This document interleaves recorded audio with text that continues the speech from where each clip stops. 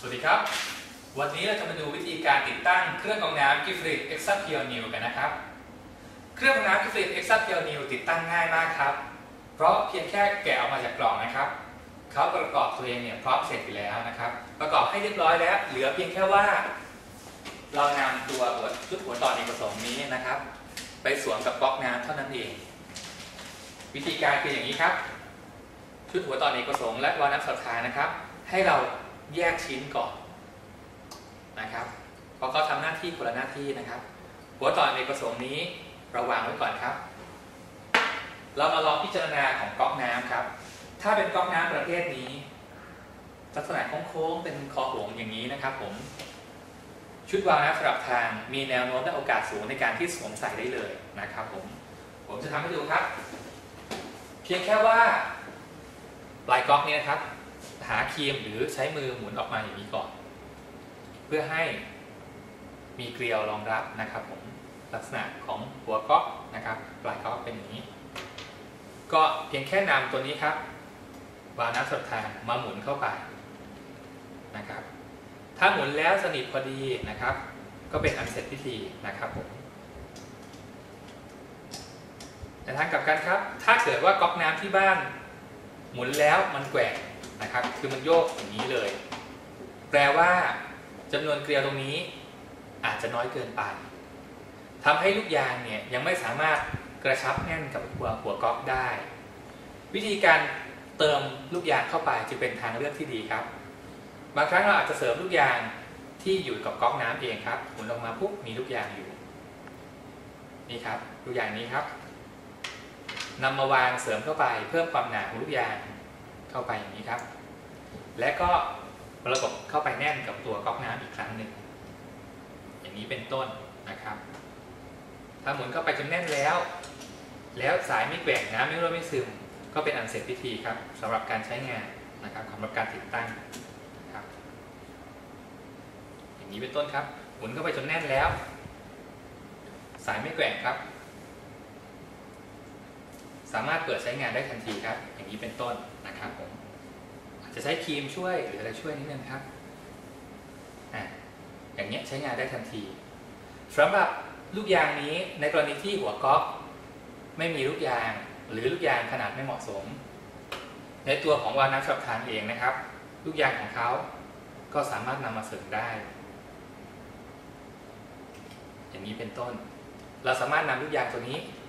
มาใช้วางเสริมความหนาของลูกยางได้นะครับแน่นอนครับว่าถ้าเกิดเจอก๊อกที่มีเกลียวมาตรฐานอย่างนี้แล้วนะครับผมการติดตั้งสมบูรณ์แบบแล้วเราก็เปิดใช้งานนะครับผมตัวนี้ครับสามารถเปิดใช้งานได้โดยที่ถ้าปรับอย่างนี้ออกรูใหญ่ครับเป็นน้ำไม่ได้กรองครับเป็นน้ำปกติเป็นน้ำประปาแต่ถ้าปรับขึ้นมาอย่างนี้ครับน้ำจะวิ่งเข้ามาที่ตัวเครื่องและผ่านการกรองและค่อยวิ่งออกมาที่ก๊อกรูเล็กตรงนี้นะครับผมทำให้เป็นน้ำกรองสำหรับการบิดตรงนี้ครั้งแรกนะครับเนื่องจากว่าเขาเป็นของใหม่อาจจะต้องออกแรงนิดนึงนะครับออกแรงเพื่อให้มันบิดออกมานะครับผมไม่ต้องกลัวครับแข็งแรงมากนะครับผมไม่หักครับจากนั้นเมื่อเราบิดแล้วเราเปิดน้ำนะครับผมน้ำก็จะวิ่งเข้าเครื่องยังไม่มีน้ำอยู่ครับในตอนแรกจึงต้องใช้เวลาในการฟิลน้ำหรือว่าเติมน้ำเข้าเครื่องสักระยะหนึ่งก่อนที่จะไหลออกมาที่รูเล็กแล้วก็กรองน้ำทิ้งไปประมาณ 3-5 นาทีเป็นการกระตุ้นการทำงานของเครื่องตามปกติเรามาลองดูกันครับปรับออกรูใหญ่ก่อนตามปกติแล้วผมจะเปิดน้ำนะครับนี่คือน้ำทั่วไปครับตามปกติผมจะปรับเข้าเครื่องแบบนี้นะครับน้ำก็จะวิ่งเข้าเครื่องนะครับผมตัวเครื่องยังไม่มีน้ำครับจะใช้เวลานิดหนึ่งนะครับก่อนที่น้ำจะออกมาที่ก๊อกรูเล็กนะครับทีนี้ระหว่างนั้นเรามาดูที่ข้างเครื่องก่อนครับตัวนี้ครับจะมีสายไฟอยู่นะครับก็คือเป็นสวิตช์ควบคุม UV นะครับแล้วก็นำไปสวมกับไปเปิดสวิตช์นะครับเพื่อให้ UV ทำงานนะครับก็สวมเข้าไปที่ปลั๊กของเรานะครับถ้าปรับอย่างนี้ถ้าเราเปิดสวิตช์นะครับไฟ UV จะสว่างตรงนี้และตรงหน้าเครื่อง พื่อโชว์ว่าระบบ UV ทำงานตามปกตินะครับเมื่อใช้งานเสร็จเมื่อกรองน้ำเสร็จอย่าลืมปิดสวิตช์ทุกครั้งนะครับเพื่อเป็นการถนอมหลอด UV ให้ใช้อายุได้ตามกำหนดถ้าเกิดเราเผลอลืมเปิดค้างไว้แน่นอนครับอุณหภูมิของหลอด UV สูงขึ้นเรื่อยๆอาจจะมีโอกาสแนวโน้มทำให้หลอดขาดก่อนกำหนดได้เมื่อหันกลับมาครับสังเกตว่าเมื่อน้ำซีเข้าเครื่องเรียบร้อยแล้วน้ำจะไหลออกมานะครับเป็นน้ำที่ผ่านการกรองเรากรองทิ้งไปประมาณ 3-5 นาทีครับกระตุ้นการทำงานครั้งแรกถึงแม้ว่าจริงๆแล้วน้ำที่ออกมาตั้งแต่น้ำแรกก็ทานได้อยู่แล้วการติดตั้งถ้าเป็นก๊อกอย่างนี้ก๊อกของอย่างนี้ง่ายมากๆเลยใช่ไหมครับแน่นอนครับในกรณีที่เป็นก๊อกอื่นๆนะครับผมก๊อกอย่างนี้เป็นต้นสำหรับก๊อกอย่างนี้ก็ถือว่าเป็นโอกาสดีที่เราจะใช้หัวต่ออเนกประสงค์ในตอนแรกนะครับที่เราแยกออกมาจากวาล์วน้ำสลับทางมาสวมเข้าไปหลักการทำงานของเราเนี่ยก็คือเราจะสร้างเกลียวมาตรฐานให้เขาให้กับก๊อกนั้นๆก๊อกใดๆก็ตามนะครับหรือแม้กระทั่งก๊อกอย่างนี้ที่เกลียวไม่สามารถติดตั้งได้เป็นต้นวิธีการทำงานอย่างนี้ครับเริ่มมานะครับให้คลายเกลียวของตัวนี้ก่อนนะครับผมสักประมาณ 3-4 รอบนะครับคลายเกลียวออกมาสังเกตลูกยางข้างในเนี่ยจะถอยลงมานะครับถ้าผมคลายจนหมดเราจะเห็นลูกยางอย่างนี้ครับลูกยางอยู่ข้างในนะครับผมเราต้องการให้ลูกยางเนี่ยกระชับกับหัวก๊อกจนแน่นถ้ามองคือลูกยางจะอัดแน่นอย่างนี้นะครับผมเพื่อให้น้ำไม่รั่วไม่ซึมแต่ตัวที่จะประคองให้ลูกยางไม่รั่วไม่ซึมได้นะครับแน่นกับหัวก๊อกได้ก็คือตัวชุดหัวต่ออเนกประสงค์นี้นะครับดังนั้นในตอนแรกเราถึงต้องคลายลูกยางออกก่อนเพื่อให้ถอยให้มีพื้นที่และคลายน็อตทั้ง3ตัวนี้เมื่อเราคลายน็อตเรียบร้อยแล้วนึกภาพว่าเราก็ไปหาตัวก๊อกน้ำที่เราต้องการนะครับก๊อกน้ำอาจจะติดอยู่กับกำแพงนะครับลูกยางนะครับผมเราประคองลูกยางให้เรียบกับหัวก๊อก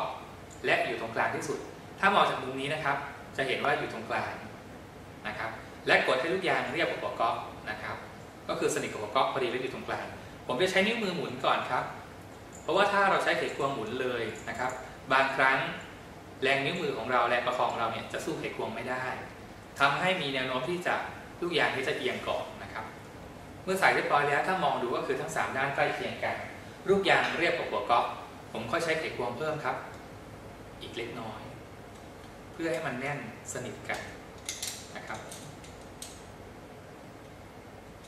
แน่นอนครับเมื่อด้านบนแน่นแล้วเกลียวที่เราคลายตอนแรกนะครับเพื่อให้ลูกยางมันถอยลงมาเนี่ยเราถึงจังหวะสุดท้ายครับหมุนกลับเข้าไปให้ลูกยางมันค่อยๆอัดตัวเองเข้าไปกับหัวก๊อกทำให้มั่นใจได้ว่าลูกยางแน่นสนิทกับก๊อกน้ำแล้วนะครับเราอาจจะเอานิ้วมืออุดตรงนี้ครับแล้วลองเปิดน้ำดู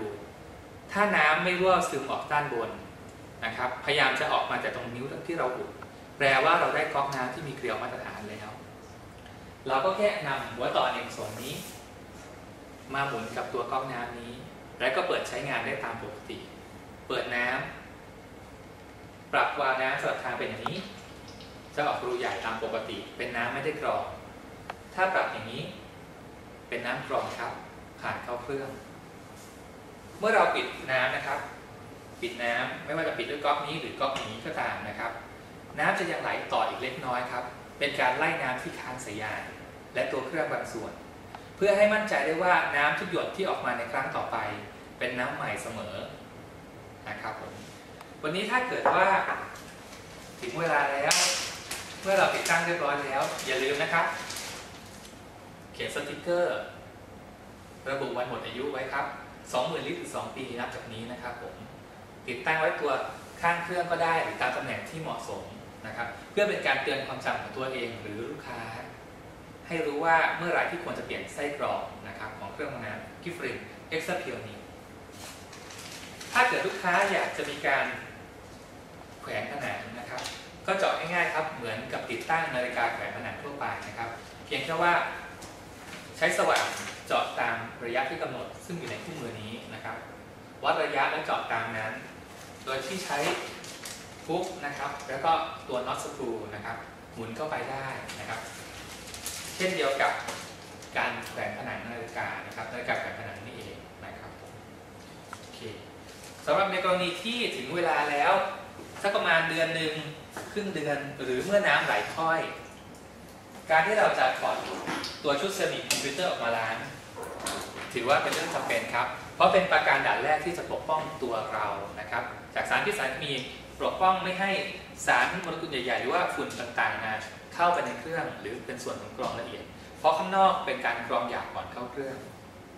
แน่นอนครับตัวไส้เซรามิกนี้อาจจะมีน้ำค้างอยู่นะครับดังนั้นเรายกนิดหนึ่งเพื่อที่ว่าจังหวะนี้เราจะได้บิด